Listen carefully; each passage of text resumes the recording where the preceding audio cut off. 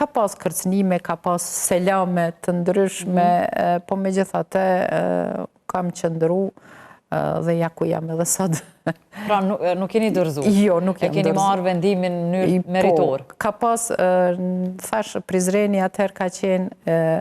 një lloj tranziti në mes të Shqipërisë dhe vendeve sidomos të lindjes dhe të perëndimit dhe ka pas shumë narkotik të cilët janë sjell nëpërmjet të Prizrenit dhe ka pas grupe të armatosura të njerëzve të cilët kanë operu në rrethinën e Prizrenit dhe të cilët ka pas vjedhje të mëdha, vjedhje spektakolare, mund të them në atë kohë, dhe njerëz të cilët janë ballafaqua edhe me këforin, pra në ballafaqimet e tyre kanë shku deri aty sa që për ta mbrojtë atë pren apo ato vjedhje të cilat i kanë bë, janë ballafaqua edhe me këforin. Po, kam kërku edhe mbrojtje, ka pas, tashma ato janë të njohura, ai grupi i tash të dënuarve Basha, të cilët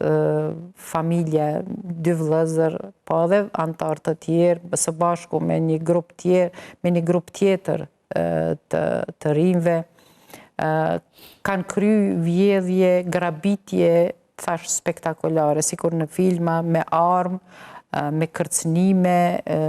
bile ka pas raste edhe që kanë përfundu edhe me fatalitet. Kanë qenë një grup,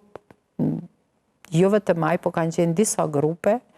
të cilat kanë operu në rrethinën e Prizrenit dhe në Prizren. Prizreni është i njohur për argjentari, për argjentar, për artar, të cilët kanë pas sasi të mëdha të arit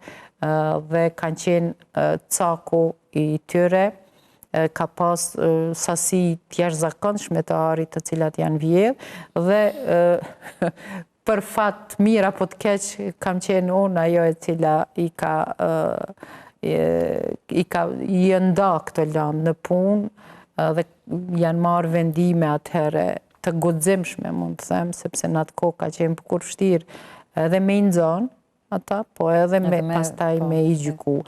Ka pas raste kur jom kërcënu,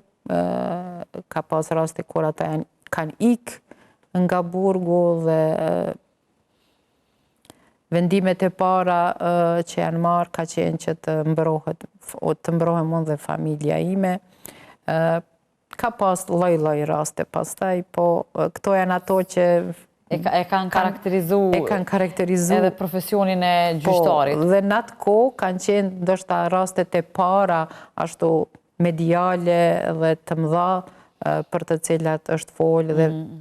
është ndalu veprimtaria e tyre në atë kohë.